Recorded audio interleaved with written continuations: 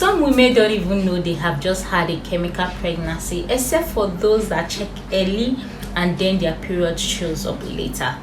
Chemical pregnancy is very common, and that is what I want to talk about it today. I want to talk about the causes of chemical pregnancy and how you can prevent a chemical pregnancy. Chemical pregnancy is a miscarriage that happened before 5 weeks.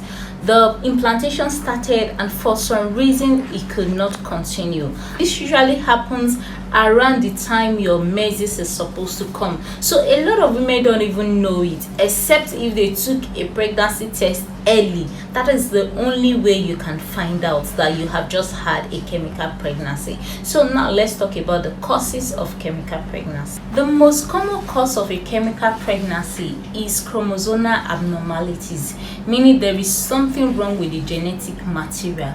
This is not your fault. So when there is something wrong with the genetic material, the body just naturally terminates the pregnancy. Another cause of a chemical pregnancy could be hormonal imbalance, especially progesterone hormone. So it is very important when you are trying to get pregnant to get your hormones checked. That way your doctor will know if he should give you supplements for your progesterone level.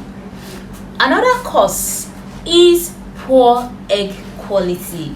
Especially women who are above 30, it's always recommended you take supplements to help to increase your egg quality. So if the egg quality is low, it can also lead to a chemical pregnancy. Another cause of a chemical pregnancy could be luteal phase defect.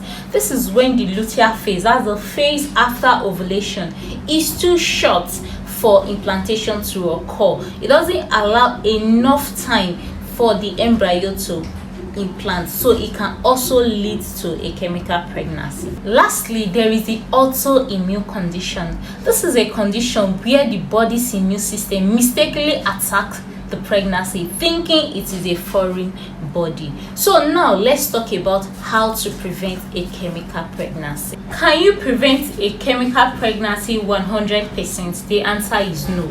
But there are things that you can do to reduce the risk of having a chemical pregnancy. And number one is you have to focus on egg quality. If you have ever been told that you have poor egg quality, you have to take CoQ10. You have to enhance your egg quality.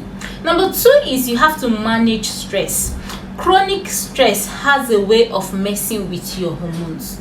Number three, if your doctor has ever told you you have PCOS or endometriosis, you have to work hand in hand with your doctor to make sure that this pregnancy does not lead to a chemical pregnancy.